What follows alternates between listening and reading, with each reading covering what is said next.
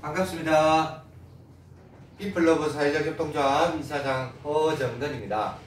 코로나로 새로 이제 또 발병을 해서 이렇게 재확진자가 많이 늘어나서 상당히 또 걱정이 많이 되시죠. 자, 오늘은 또 간단히 한 가지 말씀을 드리겠습니다. 자, 우리 참 안타까운 일인데요. 먼저 말씀드리기 전에 이제 어제 연합신문인가 여기서 보니까 발달장애 가정에서 발달장애 자식을 거의 이제 학대하고 살해했다시피 하는 가정의 이야기가 나오더라고요. 근데 참 한편으로는 참 안타까운 일이지만 또 한편으로는 이해도 좀 갑니다. 실제로 이 우리 발달장애 자식들, 그러니까 아주 경계선 있는 친구들은 그래도 그나마 좀 덜하지만 조금 중점적으로 내려가 거의 한 90% 이상이 발달장애 가정에서 부모님들이 얼마나 속이 썩고 얼마나 차 있는지에 대해서는 저도 물론 잘 압니다. 저 역시 이제 부모로서 우리 성준이가 뭐 사실 이래 거천 뭐 비장애인이라 다름없이 멀쩡하지만 상황에 맞지 않는 행동들이나 다른 사람들한테 피해주는 것이나 아니면 뭐 집에 또 가정에서 어떤 문제들이나 이런 문제들이 상당히 많이 있습니다. 실제로 그런 점에서 볼 때는 참 사실 너무 안타깝습니다.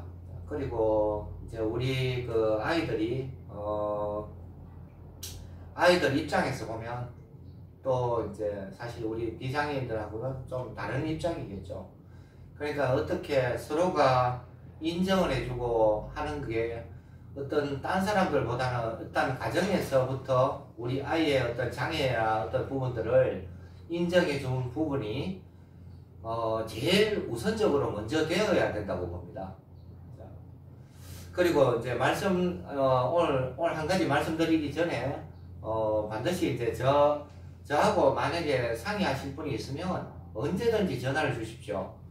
전화번호 다시 한번 말씀드리겠습니다.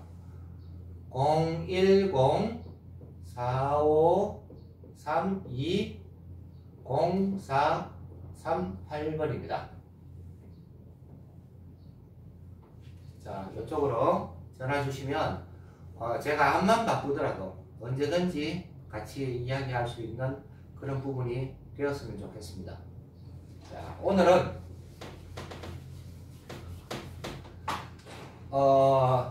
짧게 아이들 성 문제에 대해서 말씀을 드리겠습니다. 자, 선진국 쪽에 한 두세 나라 정도는 이제 제가 아는 것으로는 섹스워크라고 있는데요.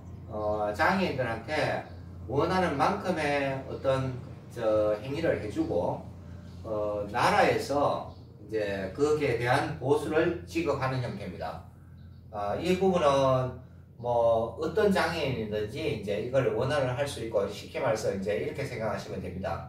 활동 보조나 뭐 이런 쪽의 어떤 제도라고 생각하시면 됩니다. 그런데 우리나라는 성매매 금지법 때문에 아예 이제 그런 부분에서는 안 되게 되어 있습니다.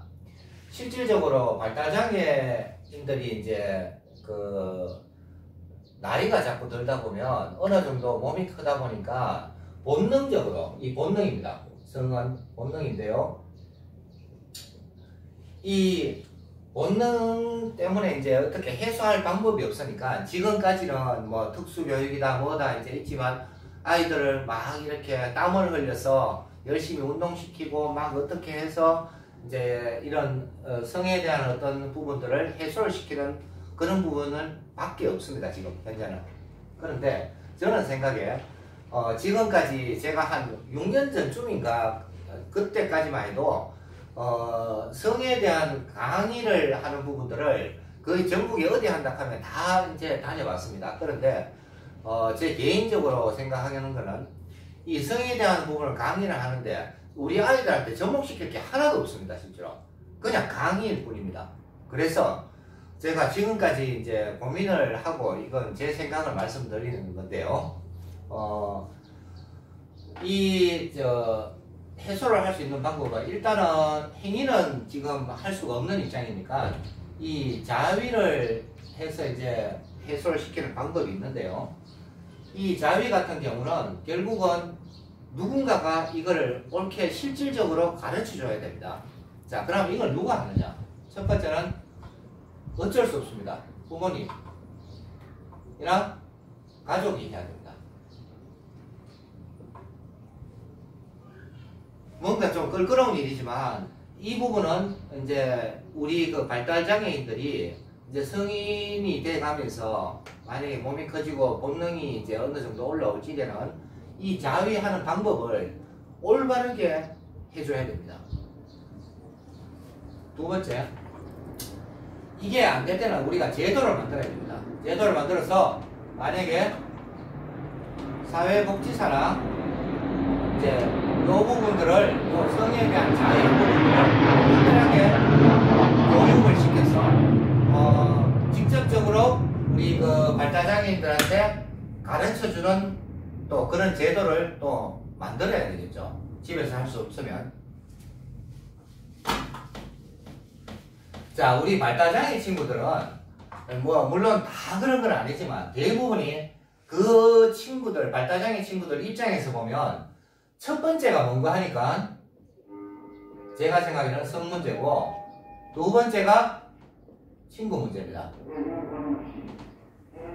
뭐 돈을 알고 이런 친구들은 실제로 아주 경계선에 있는 친구들 뭐 몇몇밖에 없습니다. 실제로 이 두 가지가 발달장애 친구들 입장에서 보면 가장 큰 문제죠. 그런데 친구 문제는 제가 이제 나중에 이야기를 하고요.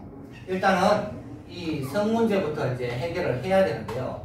지금 벌써 10년이 넘게 이제 고민을 해왔지만 실제로 이 부분을 풀 수 있는 방법들은 그렇게 없습니다. 실제로. 그래서 아까 제가 말씀드린 것 같이 진짜 이 친구들이 직접적으로 이 행위들을 할 수 있도록 직접적으로 가르쳐주는 방법밖에 없습니다.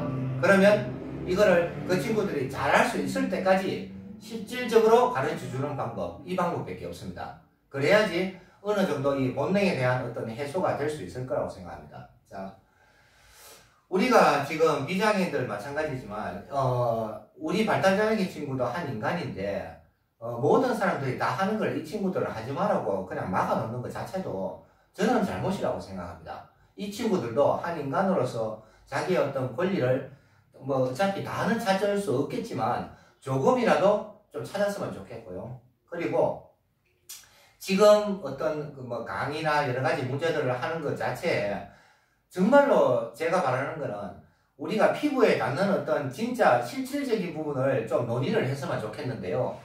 대부분이 이제 그렇지 못한 점이 참 안타깝습니다. 실제로 뭔가 한 가지 뭐 제도상으로 뭐 어떤 재정이 들어가도 마찬가지고 우리가 뭐 강의 한마디를 하도 마찬가지지만 실제로 이게 이제 그 당사자들한테 어떤 피부에 닿는 부분들이 이게 이루어져야 되는데 조금씩이라도 이게 그렇지가 못하니까 이게 10년이 지나도 별로 변함이 없습니다. 그래서 이제 이 부분들을 조금 더 이제 저와 함께 고민하실 분들은 아까 제가 전화번호를 말씀드렸죠. 이제 그 전화로 전화를 주시고요. 조금 더 고민을 해서 우리 그 자식들, 발달장애 자식들이 이 문제들을 조금 풀어나가고 그리고 자기 자신도 조금 더 편안히 살 수 있도록 한 번 더 우리가 노력했으면 좋겠습니다. 자, 오늘은 짧게 여기까지만 하고 다음 시간에 뵙겠습니다.